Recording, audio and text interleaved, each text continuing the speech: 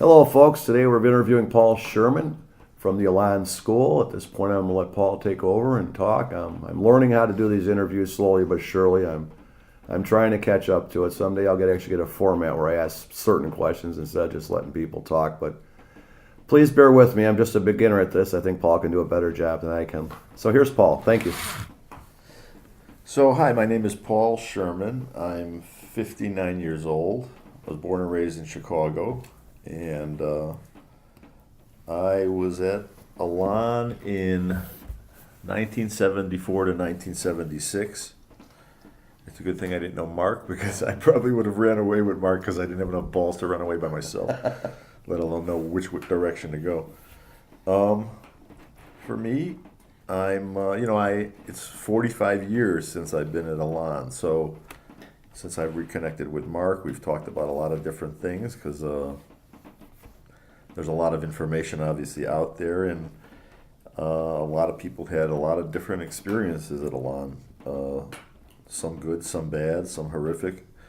And so, for me, as I reflect back, it's funny because I don't think there is a day that goes by in my life that I don't think about a lot of the people that I met at Elan to this day. And I question, it's like, I wonder if it's because we all were going through this crazy experience together and really didn't even understand the severity of it or what was going on. But like I said, I think about those people in my life all the time, where they are, where they ended up. And I find it's very interesting. So for me, I was about 17 when I went to Elan. I wasn't a bad kid. I grew up in a good home. My parents were married for a long time, and my parents moved out to the suburbs when I was in between eighth grade and high school. So I went to high school pretty much going in by myself, not knowing anybody. And I think eventually I'm a photographer. I'm a visual learner. I'm not used to being in large classrooms.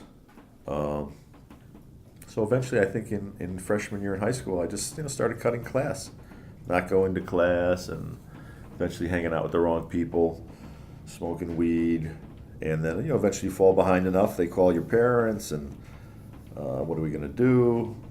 So long story short, I was in some therapy sessions with some psychiatrists, and I think at the time my parents were really looking for some solution to help me with my problems.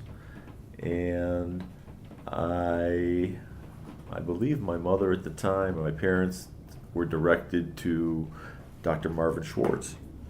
So for me, I met Marvin Schwartz one time 45 years ago, maybe for 30 minutes.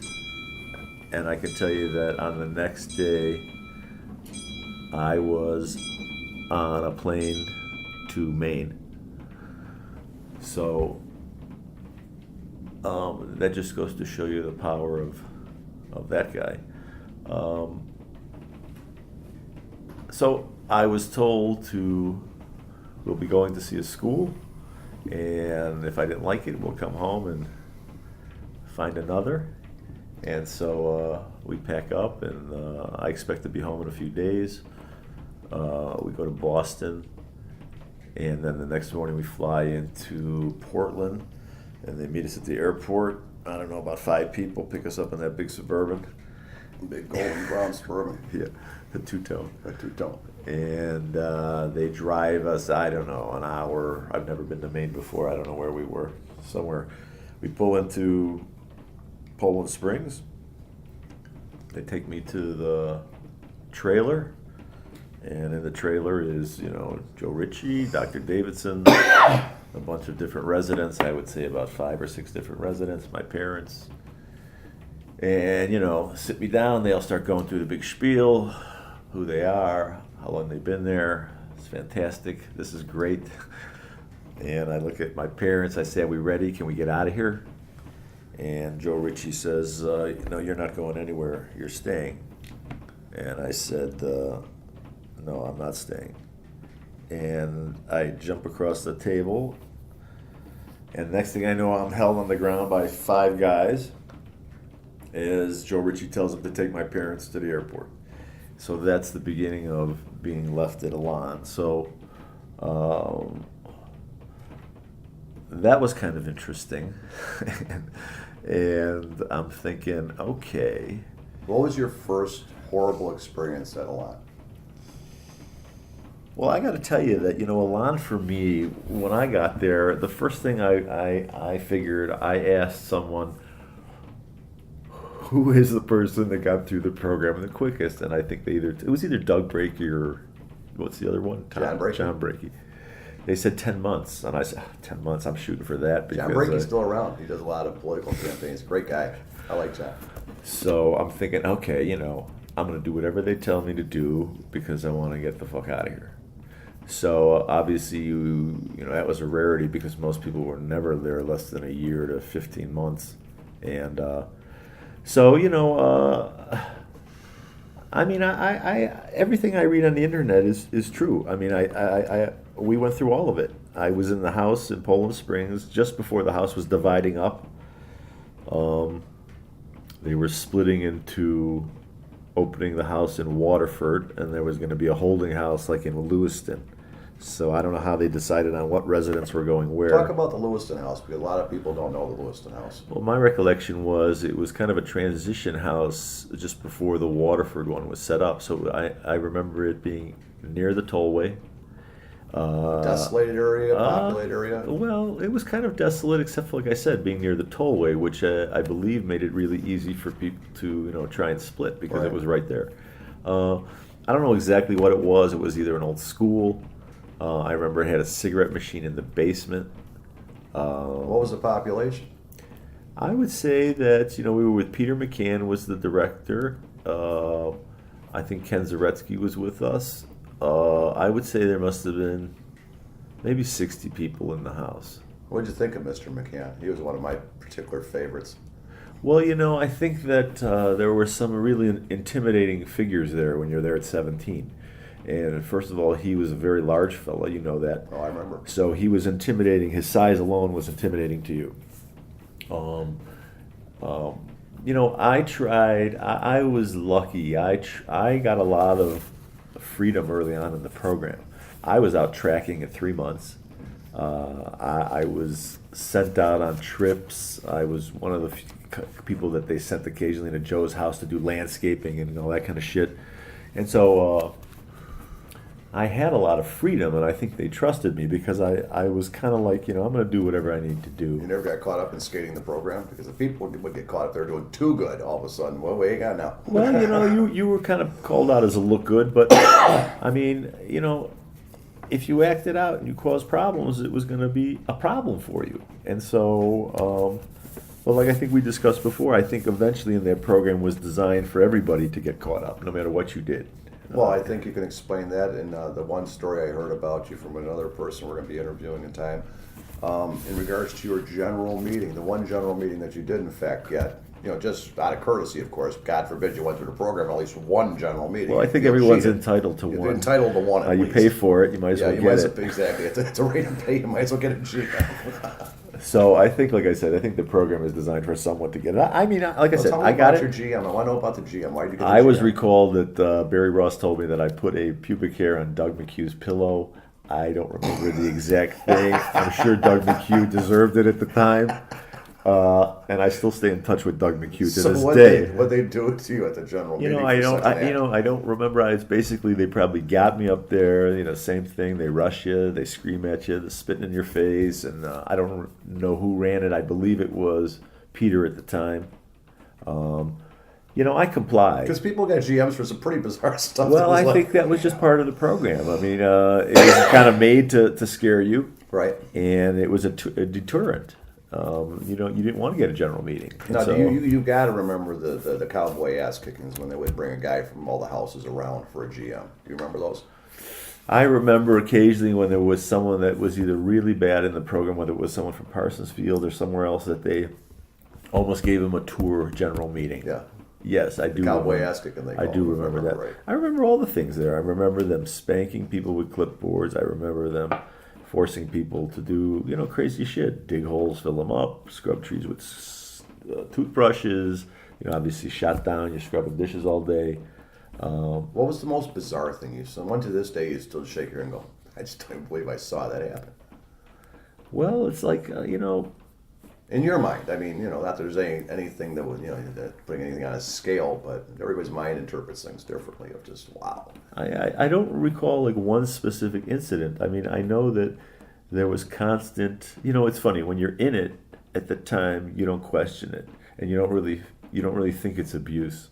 You're just kind of going with it. And like I Right. said, what do you know at 17? So here we are, we're sitting at 59, and we're looking back on the times and saying, Oh. "Wow, that was some fucked up shit." Putting logic to it, sure, and reasoning. And so my feeling is that, like we talked about before, because we were there in the 70s early on when the program was kind of getting kicked off. So I think that at that time there was some good to the program, and I think that the people that were in the director and staff position at 74, 76 were fairly decent people. I mean, I don't recall, besides maybe, intimidation, whether it be by Peter, or obviously intimidation by Joe, anything specific. Like I said, there was just outrageous things done. But I think that it was just, like I said, you didn't question authority at the time. You just kind of went with it. And as we've spoken, we never even questioned the group of people that we were there with. Oh yeah, and that's a good point to bring out. And I agree. I strongly agree with you. There were aspects of that program that could have been very helpful, providing they were applied properly. The problem with some of the programs, like I always thought primal scream therapies were great groups. I always thought encounter groups, especially because I was always very aggressive and like to get my feelings off. But they just didn't have nothing to like a safety net on that, to where by the time you got done screaming and yelling at somebody, you actually told them why you did it instead of just you're mad. Well, I'm going to tell you that, Paul, you're a great guy, and that's why I don't want to feel this way. But they never built you back up. They would just strip you to the ground and just leave you there. And that's what I thought was bad about it. Well, I'll tell you the one thing that I thought, besides all the craziness that went on, was the groups in terms of. So what did Elan teach you? What did Elan teach you? If you were in it in these groups, I mean, they taught you how to talk about your feelings and shit that was going on in your life. So I think that, like I said at the beginning, when the program, early on, maybe the first 10 years, it was off to a good start. And then I think eventually some of these sadistic and abusive people get into the system as staff, as directors, and are able to abuse people and get away with it, being that the school is where it's at, in the middle of nowhere in Maine, that no one would believe them, and the way it was controlled. So I find that to this day, the groups for me were a good thing.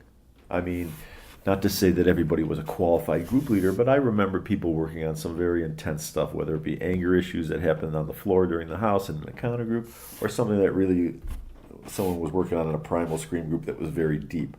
So in that respect, I thought that was a real key part to the program. But I think that, just like I said, some of the things that they had people do, and I also were a little outrageous, and also think that there were people there that didn't need shock therapy. I mean, it works for some people, but I also think that there were people that were there that were coming from some very intense situations, whether it be abuse or a broken up family home, that didn't need to be put into an environment that was crazy and intense. It probably needed to be in a little bit more nurturing environment, or something that just worked a little bit on a different level of stripping you down and building you up. I'm glad you bring that point up, because that is a point that a lot of people, I shouldn't say a lot of people, but many people outside of survivor communities like Straits Incorporated or Circle S Ranch or Elan School, or in places like that to the outsiders, they don't understand that these programs, they could work in some ways, but yet they were so over the top in others that it just got so convoluted that it turned into more destruction than help. A lot of these people, you're right, they had a chance for once to really voice how they felt and not, I guess bear some repercussions for it, but yet they would in other ways, because I found that Elan, when I was there, at least from what I managed to gather through education later on, would very much focus on your weaknesses. And then they would capitalize on them. And they would use those things as you came in and out of an encounter group or some type of sensitivity group to use against you. There's certain people I know that they made claims about maybe a parent being gay or something to that effect. And they actually try to push that you have, I shouldn't say sedated, but, suppressed feelings about being gay yourself because you say your dad's gay. Well, definitely if times have changed. And or so your mother or your sister said something to you, and then they always, well, are you feeling like your sister, Paul? Is that what it is? What your sister did to you? Here, man, I shared an experience once, and it almost made you regretful in some situations to even share anything because you were afraid it could be used against you in a court of law somewhere down the road. It's funny because we talked before when we were together that, you said to me, what did you really know about like robberies, car stealing, and heroin before you got to Elan? And it's really like, I didn't really know much about any of that. Yes. I knew about, smoking dope and cutting school and stuff like that. But and you bring up that point. There's such a mixture. It was like they threw everything in a bag and shook it up and expected it to come out the same, and it just doesn't work that way. Well, like I said, and then some of the people that eventually stay on and don't go back into society, whether it's because they have nothing to go back to, and I understand that, or they become a nice safe cocoon working up in Maine, and they never kind of like get back out there. Because for me, and I think a lot of people can relate, Elan was great, you get out of there, you graduate, and then it's not rosy for the next 40 years for me. I mean, No. we all have our shit, and so whether it's getting in trouble or hanging out with the wrong people, and so I think Elan, when you think back, gave you the fundamentals. It really depended on what you did with it, but also it depended on the experience. If you were someone that was in a position that was, abused and picked on, well, it was a really shitty fucking time for you. And it was a horrible experience. And the question about the people that were running the place at the time, what was really going on. And so now, we're all these years later, we're looking at, okay, so what was this place? What was the employee you liked the most? Well, I got to tell you, I like. No, just the one. I mean, I'm sure it's several, because there's a few I like myself. I like Janet Ramos. I got to tell you, I thought she was a nice person. I felt she was compassionate, had a warm heart. I never saw her really take advantage or abuse anybody. From Chicago, right? Yeah. Yeah. Who else did I like? I mean, there's so many different How people. about Eddie Friedman? Did you like him? I don't remember. He looked like Eric Clapton. Drove a black Buick two-door Electra. I don't. David remember. Eldred. You know what? For me, Wore aviator glasses and drove a yellow Mercury Grand Marquis two-door. What I remember of that place was obviously Joe Ritchie. He was such a big presence. How did you feel about Marty? Marty, like I said, he was another guy. I feel differently about him now because I've done a little research on Marty, and we've talked. Marty's done some bad things in his life. Right. So at the time, Marty was not my director. He was down the road, I think, at Elan 7, or I don't know what other house, but he was kind of he was a big guy. I remember him kind of just being, he could be a bit intimidating and ask some nasty shit in general meetings. He was just, one of those guys that I think just got in a position of power after a while that, it was a head trip for these guys. He loved what he did. He loved it. He liked to pick on people. He liked to be in power in a general meeting. He liked to demean you. I mean, it was all about that, What do you think gave the most twisted general meetings when you were there? Well, I think Were that they you knew really that were when I tell you when getting into you know when Joe was coming Well, in. outside of Joe and the fedora and the trench coat, I'll tell you one of those. You knew all the hell was going down. Yeah, well, I was going to say when you know when Joe was coming in for a general meeting, it was going to be a good one. It was gonna, Because he had to come from the house world and come down to the school and run it. So he wasn't happy about that. Hyperventilating us, all snorted up. Just I was a young kid then, so I guess my adrenaline when I was a kid was hustling and running and being crazy. I never did drugs really. A little bit here and there and drank a little bit, but not a lot. But Joe Ritchie, so I wasn't really aware of what a coke addict looked like or a heroin addict was really like until I met Joe Ritchie. And then later years, as I did coke in the 80s, I started to understand that. Hyperventilating state of mind. I was like, I remember Joe. Well, Joe was, everybody who ever went through it knows what a figure he was and what an intimidating presence he could be, and also be at the same time a role model for a lot of people.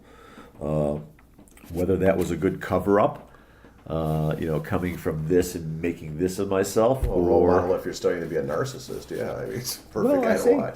The role model in the sense of being, hey, I'm going from being a heroin addict to running a successful thing. So whatever happens beyond that or in between. Well, I think there's a fine line between role model and hustler, because that's essentially what he was. I mean, I spoke to people outside of Elan for many years doing research and investigations, and everybody outside that place really had no respect for the guy. They didn't like him. They accused him of being just a bully and unappreciative and very demanding. And I mean, even at the coroner's office in Augusta when I went there, I was speaking with people up there. We're very kind, nice people up there in Maine. And I mentioned Joe Ritchie's name, and I got some kind of funny looks out of people. So naturally, I inquired, and they just told me the guy was just very demanding and rude. He would come there sometimes and need things, and I didn't get into what he needed, although I'm wondering what would you need in the coroner's office of all places. It's medical examiner's office. Well, how many people were dying there nobody knew about?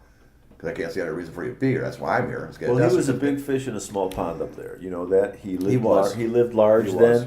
He lived in a beautiful place. He drove fancy cars, whatever he was doing on the They side. just described him as a very rude, crass individual. Well, he was very Jim Jonesy, like you Yes. know. And like I said, you came in, you feared him.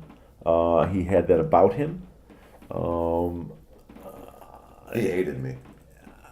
He hated me so bad. I wish he was alive during the gunfire during the 2010-11 era when we were working on shutting him down. Because Joe, at least, I mean, I think he cheated a lot of us, especially for guys like me that are a little bit maybe off the page a little bit.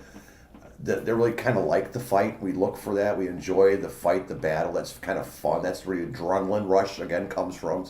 It's the drug that you look for. Is that confrontation that just wasn't there with Sharon Terry because she had no gun to shoot with. She didn't even have a set of boxing gloves. So she was not the presence. I mean, like I said, she came around. I remember her just, somewhat, but she did not have obviously the presence that he had walking through the place. And my style has never been throughout my lifetime, even when I collected money, to bother with women. There's different, people get collectors confused and think all collectors don't collect from everyone. There's guys that collect from women, them sick sadistic bastards, and you got guys that collect from men.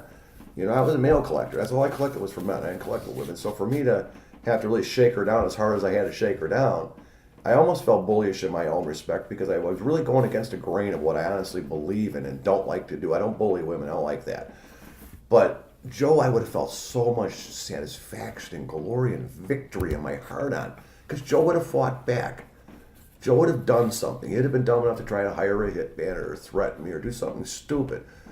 And I don't know, I miss that because Joe lied to me terribly when they pulled me out of the state of Well, Joe Illinois. was a street thug that became a very successful businessman, and Elan was a cash cow. Joe was a hustler and an intimidator is what Joe was. Joe was really never that tough of a guy when it came down to actually throwing punches in a parking lot. The image was He tough. portrayed it well. He was a great salesman. The stories about him being in the mafia and all that stuff was just so many lies. Well, I gotta tell you, it was kind of impressive to come into a program like that where you're 17, 18 and see this guy. He's got this presence about him. He came from this and now he's this.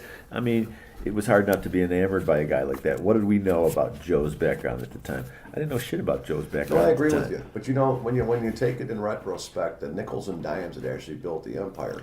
It wasn't Joe Ritchie and his brains. It was Gerald Davidson and David Goldberg with their greed. Well, it was also Marvin Schwartz because because of Marvin Schwartz and the connections that they had, And at the time, Fred, in those years, there was really nothing to offer.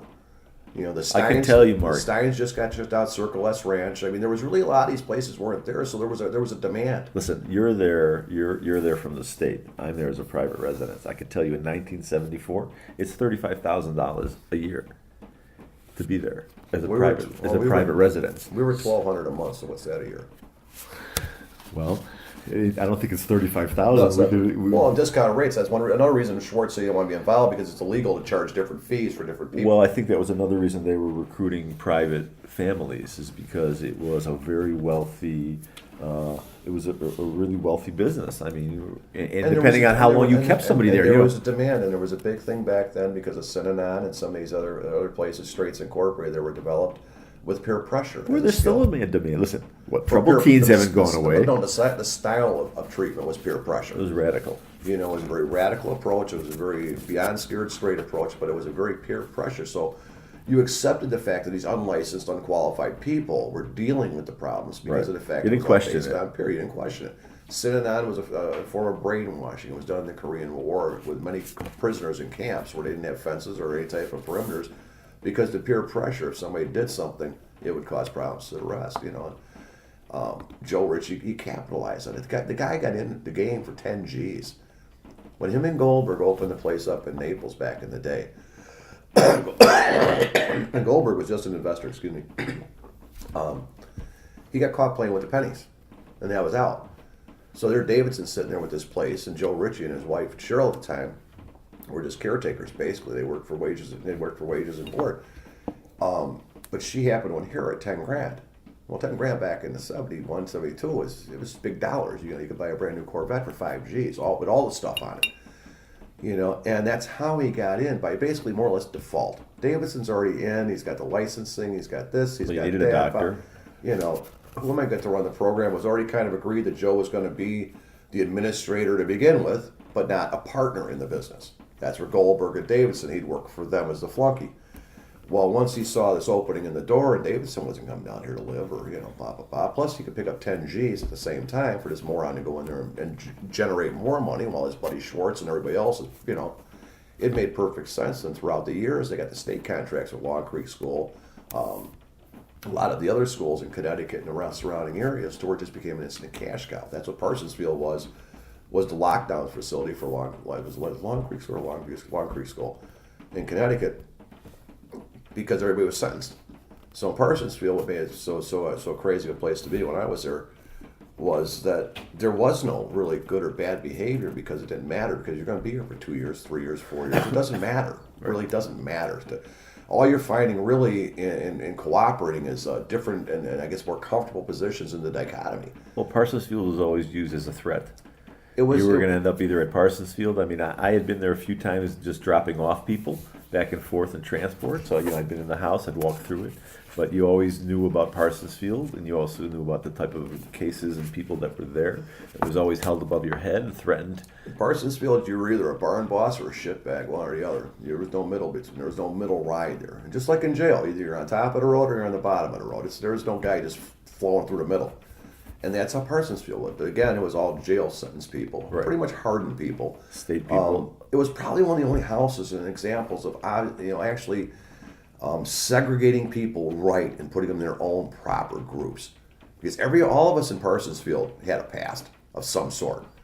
You know, this wasn't our first experience being around. If you were Parsonsfield, you were the worst of the worst. The worst of the worst. You know, so, but that at least was a better ground to be on, because it was stable that way. Everybody kind of lived. It was like we just moved to a different place now. Yeah, but also Elan was an alternative to jail for a lot of people. A lot of it was. So, you know, I mean, I'll pick Elan over jail. Oh yeah, we all had 1 day. foot on a banana peel, you know. So in that respect, you know, I can put up with all this craziness. Just, you know, let me get through it.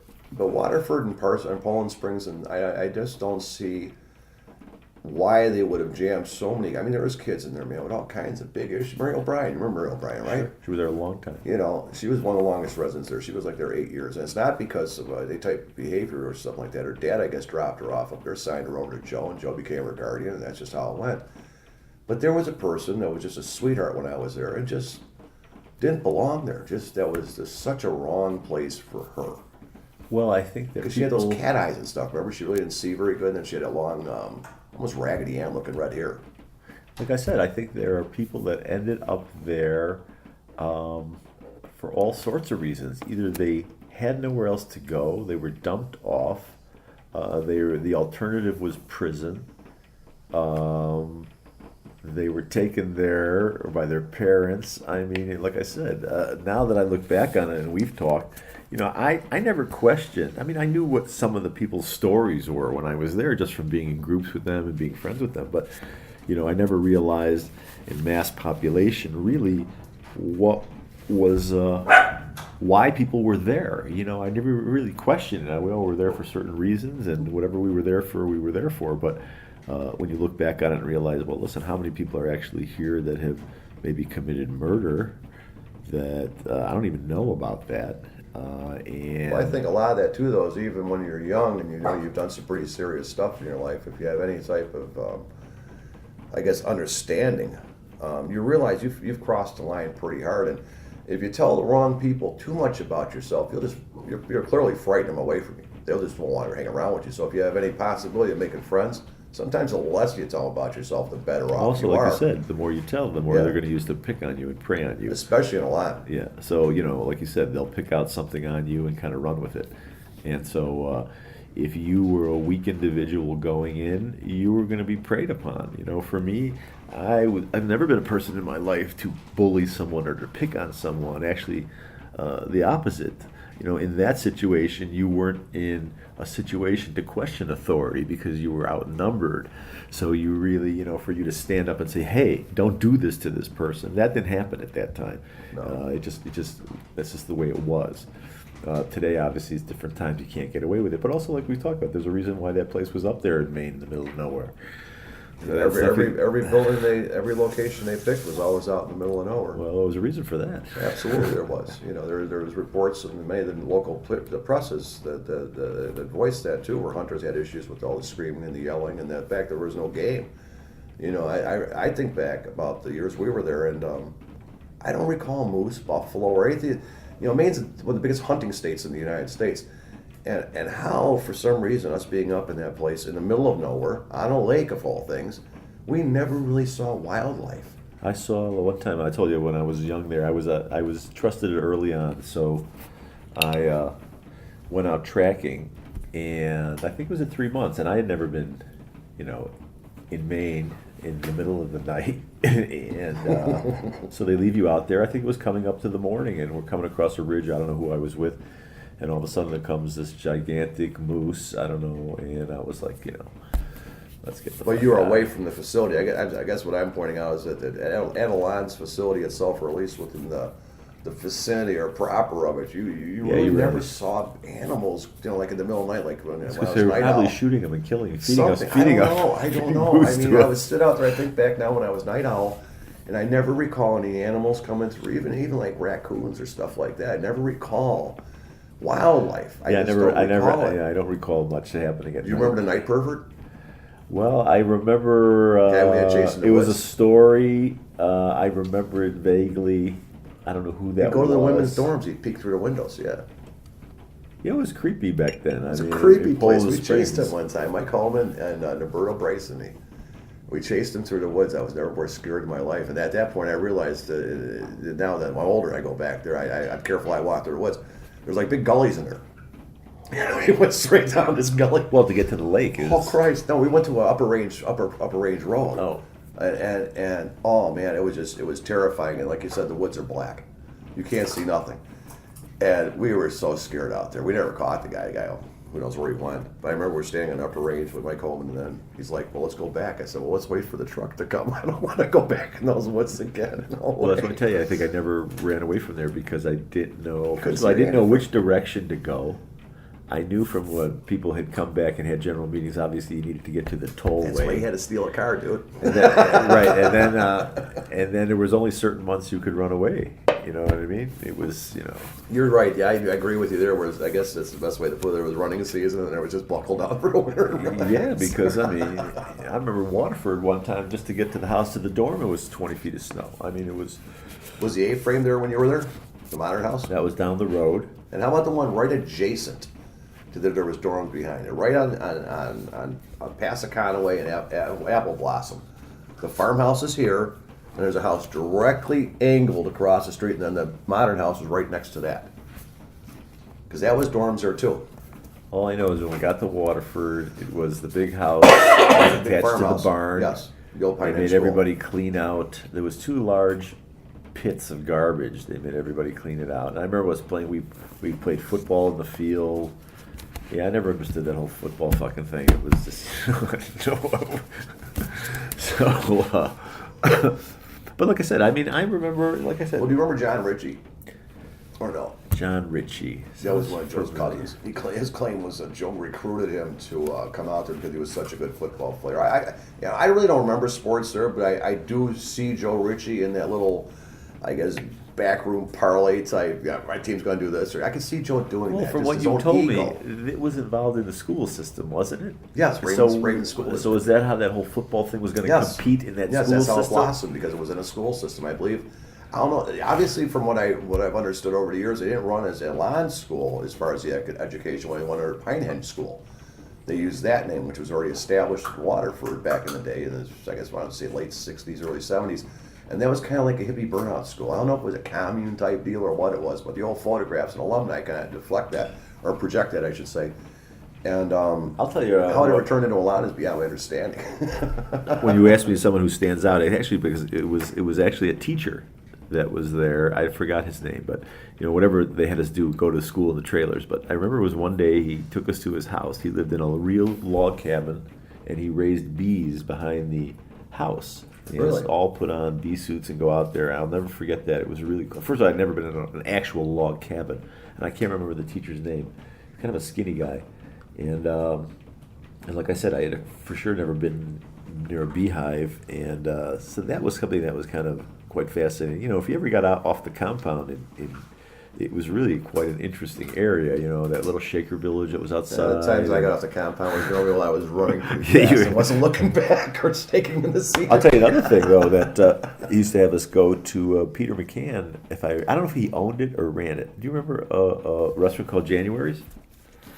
He had a restaurant on Sebago Lake, and it was called January's. And the same type of thing. He would kind of utilize occasionally some of the students that they were trustworthy and help them come and help out and stuff like that. So I remember being at Peter's house a couple times. Oh, vague memories. That's where they got Sharon Terry hooked into the game because she was working Sebago Lake, January's. Because that's where the old house used to be. The original house was in Sebago, on top of the hill, the old Potter Academy.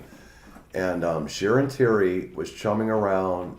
At the time, her husband used to like to watch her play, is how the story goes. And Marty Kruglich and I don't think Gottlieb was into it.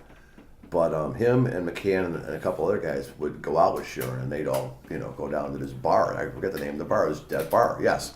And they would party and rock. It was a seafood restaurant. Yes, they would party and rock in there. And then when everybody, I guess towards the end of the era, they got tired of her, and Joe Ritchie, the kind of guy he was, eating off the floor, he scooped her up and put her in the office, and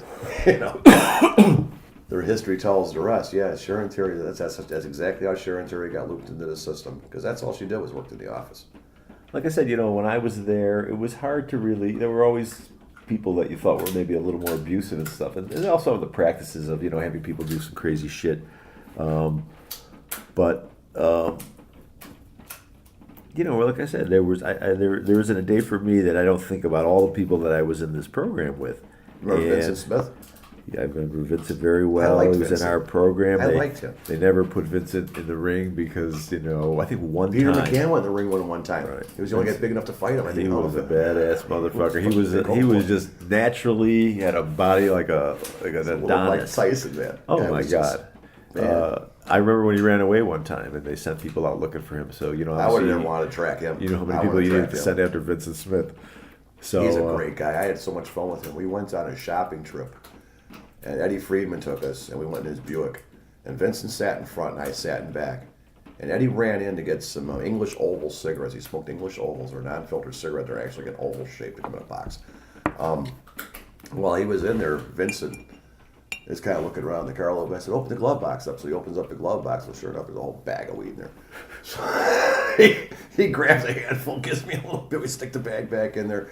So we had guilt. So he never went in the ring with me, or we're always nice to each other. Because when I made GM, they wanted to put him in the ring. He said, "I ain't going in the ring." Yeah, I mean, listen, there were always people that picked on other people. I mean, there was abuse, like I said. Whether it was, I like everything I read is true. Whether it was, I remember a general meeting when they did the electric sauce on somebody. I remember them hitting people with clipboards. I know the boxing ring, doing meaningless stuff, digging holes all day. I remember the costumes. I remember, yes, did it all happen? Yeah, it all happened. It was true.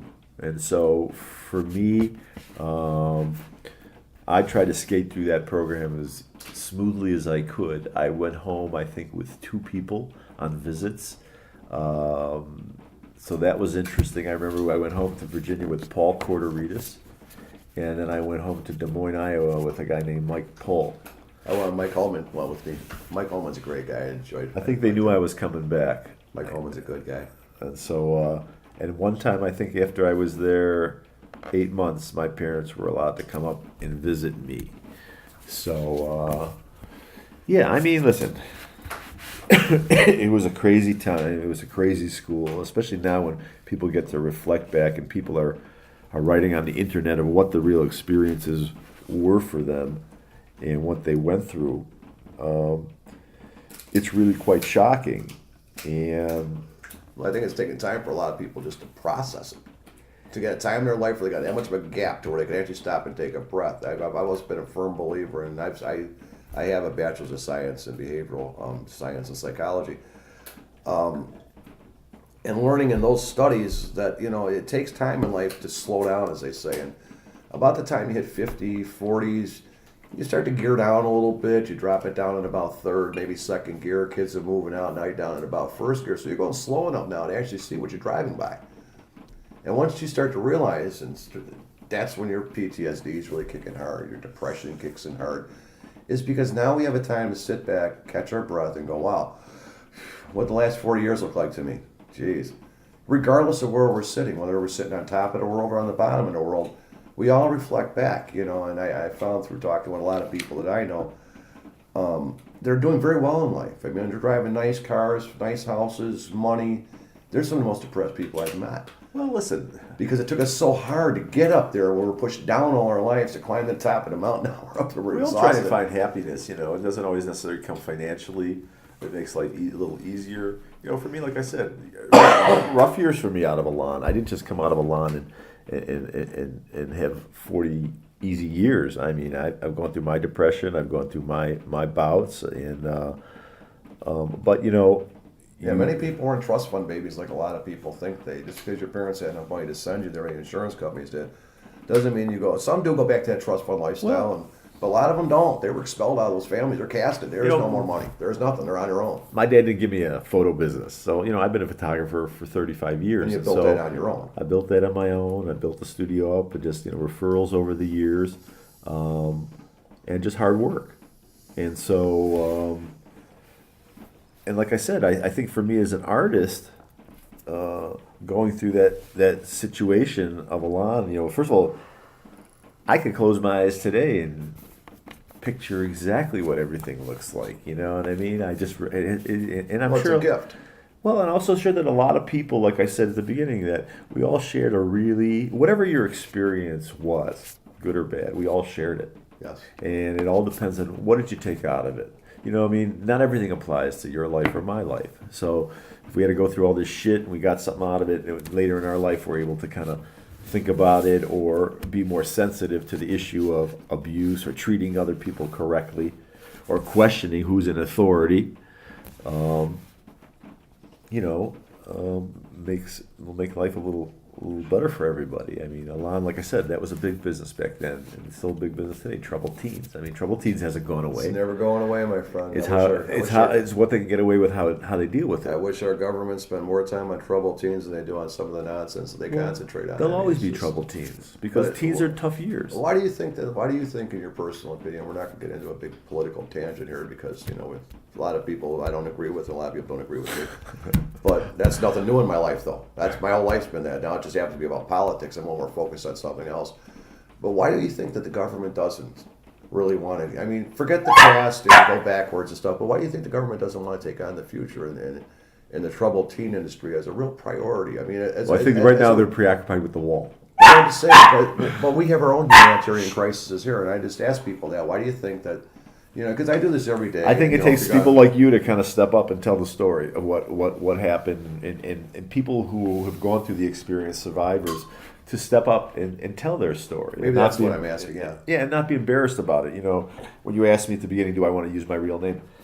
Of course, I want to use my real name. This is my story. This is who I am. But There's I nothing to afford that hide. courtesy because some people they're in a business position in life. I They really don't appreciate want it. people knowing about. But it's an open book back then. and it's open book. And personally, I feel nothing ashamed. I was not in a position there to take advantage of anybody or to abuse anybody. If anything, is to help whoever I was with get through this fucking nightmare. Right. And get like I said to you, good thing I didn't know you there because I would have said, Mark, let's fucking get the fuck out of here. I don't know how to steal cars. Let's go. Because I was never going to do it by myself. Like I said, so I think a lot of it is to be sensitive of how we treat other people. But like I said, the troubled teen business, it's always going to be around. It's how, it's who's the person in charge that's making the decision for these kids. And that's really what it's about. At that particular time, was it Dr. Schwartz? Well, he obviously played a big part in it because he was recruiting people, and you know better than me, from Illinois for Joe Ritchie and Dr. Davidson. Because there were a lot of wealthy private residents. No transparency is the biggest problem. There's no transparency. And so, is he aware of what's going on? Yeah, he's aware of it. He's not there on a daily basis. Oh, the good doctor's still up to speed. Trust me, he's probably smarter than anybody in the room. But he's here. You know what I mean? And when the kids are there, and so it can go on for decades before there's any intervention. And so that's why I said I think from what I read and what we've talked about. After I left, the program was somewhat still an interesting phase. Like you said, we were the guinea pigs. We were the early stages of what was going to be, and then later on, who got into staff positions that were really fucked up people that should have never gotten to staff positions. Right. Either they had nothing to go back to, or they just were. It was feeding their fucking ego to prey on less fortunate people or people that couldn't fend for themselves. Well, I have to thank you for one victory I did have with Dr. Schwartz, at least in my own small mind, is that when you encouraged me after you set up a fictitious visit yourself to see Dr. Schwartz about a nephew that doesn't exist, you encouraged me to say, why don't you set up a visit to talk to the guy? And I finally did, because I was going to, because I was like, what's the guy going to tell me? He's going to tell me a bunch of nonsense. And I did, and I thank you for kind of pushing me in that direction, because I do have to take the credit along with you that Dr. Schwartz, I'm sure, in his entire 58 years, has never, ever sent somebody to a place and had them come back with a video to explain their experience. Never, ever. How many doctors do you think, any psychiatrist around has ever had a patient that he has sent to a place that was over the top, that came back with a video 40 years later and said, here you go, pal. There's a little bit about the place you sent me to. Don't you wish you would have had this before you sent me? That's why when we started to talk, I said to you, time is of the essence. He's 91. He may kick the bucket tomorrow. He may live another 10 fucking years. He's like Ginsburg. He's never going to die. So, and you have an in where you can get his story or get his side of the story. And so, and there are a lot of people out there that he dictated what happened to them. I mean, I heard that man's name so many times when I was at Elan, whether he was, committing people to a hospital or whatever. And so that's why when it kind of came back up, I was like, shit, man, I got to go see this guy. I know he'll never remember me. I was not under his care, but it was like just amazing that he is still out there practicing and wondering, how do you deal with troubled teens today? Well, I wonder, because when I visited Ridgeway Hospital some months back, just to pop my head in there to conquer, just I guess to close a door in my head, he's still on a consultation basis there, but he's not allowed to write scripts or recommend shock therapy or any of that kind of stuff. So I wonder what he does in his office if he can't write you a script or get you shock therapy or treatment. I mean, what is he now? Just to get paid referral source, you think, for other psychiatrists to slough off to you and say, "Here, tell me where to send this guy"? Or, You know, when I was in the waiting room, I wonder. The waiting room was like walking in a Louisiana whorehouse, wasn't it? All these different doors. You wonder which one you paid for, which one you going in. I'm trying to listen to the conversation. What's coming out of the room? Obviously, you can't hear much, but the woman. I'm thinking, okay, I got to see who's going to come out of the room. I want to see who's coming out. There was a lady in there before I went there. Some lady came out. Blonde hair. I think so. Yeah. So she comes out and she says to me, "He's all yours." And I was like, I thought that was a little odd, but so I'm thinking, I don't even know who this lady is. I don't know if she's there talking about herself or she has a child, but I'm thinking, okay, it was just kind of interesting that people are still kind of coming to him. But, you know, his disheveled look in his just office with the dirty corduroy couches, and it's just, my God, this guy's still the same. Nothing's changed. He rummaged through his suitcases and his baggages, I should say. Because I asked him, I said, "You sleeping here?" He goes, "No." I said, he's shuffling, looking for a pad of paper.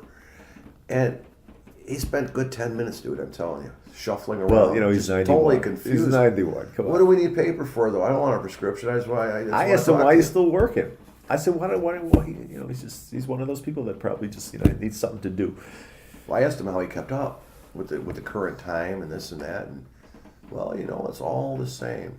Which really something rang in my brain. That you're right, doctor. I guess in a man like you, our mind is, we are all the same, and that's why we get put in these big shaker boxes like Elan and Straits Incorporated. It's a business, Circle S Mark. Ranch. It's a business. You know, why did you send people there? Well, places were limited. I was either going to be sent there or Aspen Ranch in Texas, which Aspen Ranch, by the way, still is open. So I wonder what the abuses are. There can't be much because it's still rolling.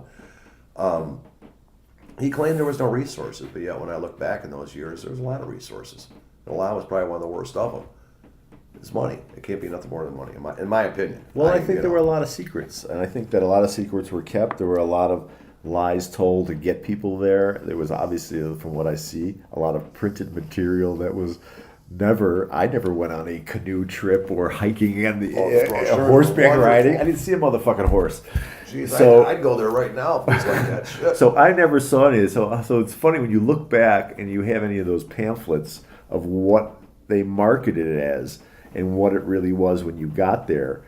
It really, by today's standards, you'd be like, what the fuck? I mean, how did they even get away with it? Well, nobody questioned it because they were desperate parents that were looking for a solution to their children, or they were wards of the state that they didn't have anybody give a shit about them anyways. Well, a lot of the youngins out there now that were in Elan from the late 90s and the 2000s, I don't think a lot of them believe that the cabins and everything they were in, that was the same as it was in the 70s when we were there. Same paint's probably still in all. Nothing. Why change it? It's changed. It's just you're running people through the program. Yes, they never took care of the place. What you see there is what we saw then.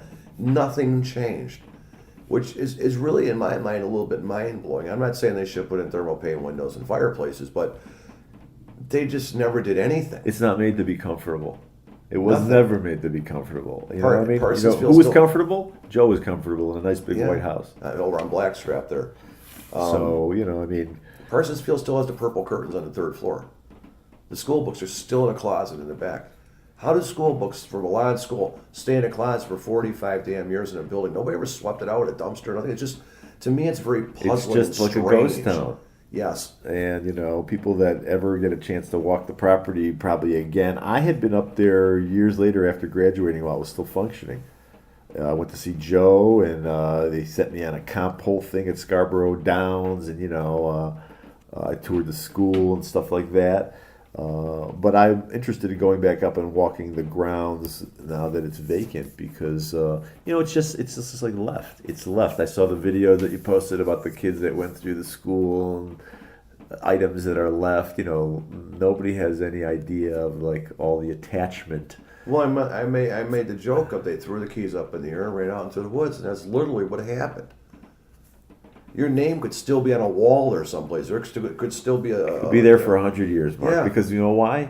It's in Maine, in the middle of fucking nowhere, and who the fuck is going up there? You're absolutely right. Who's going up to look? Just like you said, when you talk about the Phil Williams case or these other things, who's looking into it? Nobody's looking into it because they could get away with it. And so, like you said, if an outside agency doesn't come in, why are we going to bother to cause a stir about this? And that's the thing, because places like Maine are great hiding spots for programs just like this that you don't even know exist out there because they're so quiet in these mountains. And Mount Randall, where Parsonsfield was at. I mean, literally, when you drive out there, especially as an adult, you're like, God's sakes, Jesus has to be up there somewhere. Where God, you're I thought so high in the Waterford. mountains. I thought Waterford was beautiful. We used to go down to the lake. Oh, Waterford's a down the beautiful road, go swimming in the lake there, and it was like, you know, It's a it was like beautiful God's town. country. It's a beautiful town. And when, you know, it was in the border, like when the fall would come and the Right. trees would change. Would you walk down to Spangler's? I think it was called. Yeah, yeah. the grocery general store, right? Sure.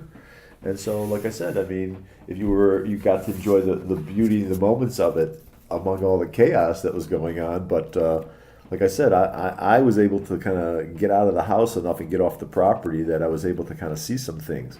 Right. And so, yeah, just to kind of like, and I'm one of those persons, I think maybe it's just from a photographer, I always like to revisit places. And even though, like I said, it's, and anybody I think that would go up there that would walk the grounds, you kind of know that there are so many. The ghosts are there. Oh, yeah. Yeah, the ghosts are there. The They're there. energy, the negative mojo. And I'm a straight God-believing Christian. I don't believe in Satan or like that kind of stuff, or ghosts and spirits or the boogeyman. I don't believe in that kind of stuff. But I do believe that there's certain negative things. And when you get on number 5 road, you get this kind of this thing in the pit of your stomach where this energy starts to kick up to where you almost get nervous, and you don't understand why, because you're an adult. You're not doing anything wrong or you have no ill intention. But once, by the time you get to the house before the main house, the one on the right, I don't know what they called it, that, but it was Elan a 2, new wasn't house. it? Elan 2, I believe it was called. You start to get the feeling, and then once you hit that circle driveway, See the trailers? it all sets in. And then you get out of the car and you walk up to the main house and you see those cabins off in the back and you go, oh shit. You know, for you or me, the first building, that big long one, was built later on, so we don't take that into account. And the trailer in front, it's half the size because apparently a tree fell on it one year and it chopped it in half, and they could salvage half of it, and that's where the rest went to. But once you start getting down towards the lake and you start looking around and you walk back in that one cabin that goes to that one road off Raleigh Camp Road that comes around the back of it, then all the memories start kicking in hard. You get in the dining room, when you're standing in the dining room looking at the stage. It used to look so grand at the time. Now it's just no Tiny. Yeah, it's no Yeah. bigger than your bedroom. You're right, it's funny because I saw that picture and I was like, God, I remember when I was there, God, it was such a big fucking hall. Yeah, and I'm thinking, it was- is that the same room? Because I it just looks fit 220 people in that thing is what I'm trying to figure out. What's what I say? Well, we got in there. The program was growing at such a speed that I think I was there 3 months before they started to split the house up. Right. Because they didn't have the room. Right. And that's where they transitioned to Lewiston until they either found the property in Waterford or got it set up correctly or whatever. You got to go back there. You walk through the house now and like going upstairs and stuff. And these, I mean, and you know, bear in mind these are old places, and that's how places were built back then. But the narrow hallways Yes. and the tight stairways, and how people just rushed up and down like it was here. And it's a big plaza someplace. It was amazing. It was just absolutely, it never shut off. The place never stopped. Well, like I said, I mean, my memories of the place were, it's like I said in the beginning, there isn't a day that goes by that I don't think about Elan. I'm not haunted by Elan.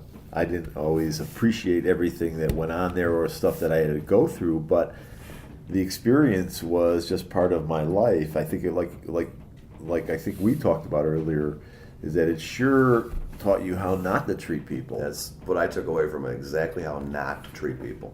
That's the only thing it gave to me, is how not to treat people. And that's a big thing. It is. It really is. You know, I did take that away from it because I thought, I guess, well, maybe this guy, I was always so anti-bully all my life. I never liked bullies. My dad was so ruthless that, to me, I just looked at him as a bunch of just thugs on a corner, just beating you into doing what they wanted you to do. There was this guy, Tommy Campiano, was there, was a gay guy from Rhode Island, and this guy was a stone flamer, all the way down to the makeup and the whole deal. And they were convinced that they were going to turn this dude.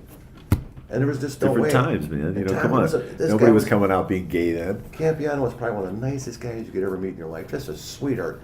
And That was the one thing they picked but out on him, but though. they couldn't like break you him. said. They couldn't break him. God bless him. They're gonna He's- pick your he's- one. They're gonna pick your one he thing, stayed there. and they're gonna come after you for it. You know, Yeah. whether you're gay, whether you're a bully, whether you're a heroin addict, and so there was always something there. But to change people like that, I don't think I should say like that, because I guess there is nothing wrong. It's not with a gay change. people. It's not a But change. that's something different than It's an an alcoholic. embrace. That's something different than a drug addict. This is something that this person has found in their mind as a lifestyle, that they've changed their directions. That the average, I guess, whatever considered normal is what the norm is. I just don't see Elan being a place that's going to make a person think differently if they're thinking in those regards. And even thinking in those regards, they're not being harmful to anybody. They're It not was hurting tough anybody. love, you know what I mean? But you know what I'm saying? But they're not hurting anybody by being gay. It's not affecting anybody or doing anything to anybody. And I don't know why they concentrate so hard. Because Yeah, but we're talking 19... Joe was such a homophobe. Well, He come was on, so we're bad. talking 1976, Yeah. and we're talking, 2019. So, how far have we come in terms of accepting people that are openly gay or transgender? I mean, That's true. And Gottlieb was very Jewish. Remember him? Gottlieb was way too Jewish for me. God, like I said, Jeff, so my recollection flamboyant. of Jeff, like I said, he occasionally would come in. We'd go down to their house when we would get together. He seemed like a decent guy to me. was a good guy. He never really fucked with anybody. I thought he was fairly one of the more compassionate guys that I could go to out of the directors. Where I really thought was fucking nuts was Ken Zaretsky. I thought was kind of goofy. He was always a trip. Always had a cigarette, had a little Basenji dog with him all the time. He was just an interesting character. I mean, and like I said, Peter, there was a guy in my house. Bob Foon was there. That was it. That was it. When you asked about the incident, so I remember, I think I told you. So Bob Foon used to not want to do anything, and he would pretend he was catatonic.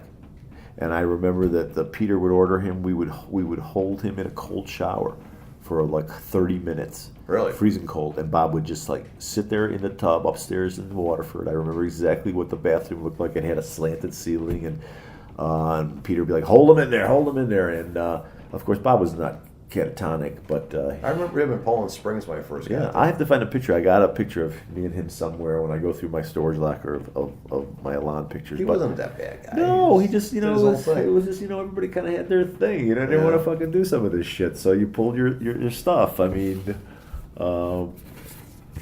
it was, I remember a guy going through a situation like that. I'm trying to think of what his name was. He was real tall. He was really bad. He had horrible acne. And I want to say he was from California, San Bernardino. Mark something. And he was an odd guy. You could tell he just wasn't, the feet weren't on the ground. He would give haircuts and, stand right there. Yeah. And that's just how he would talk. And God, they just tortured that dude. Just tortured him. And he had a real, I remember the worst thing they did is this guy had some really deep issues with this obsessive compulsiveness. This guy would wash his hands 1,000,000 times a day. Constantly washing his hands. Just freaked out. They finally taped gloves on this guy's hands with duct tape and stuff so he couldn't wash his hands. This poor guy just melted down. He was just a total meltdown on the guy. Oh, he was catatonic. I always wonder who came up with these brilliant I ideas. don't know, man. But that poor guy, I think and he was just a big, tall, goofy guy. He looked like Mark Rosenberg.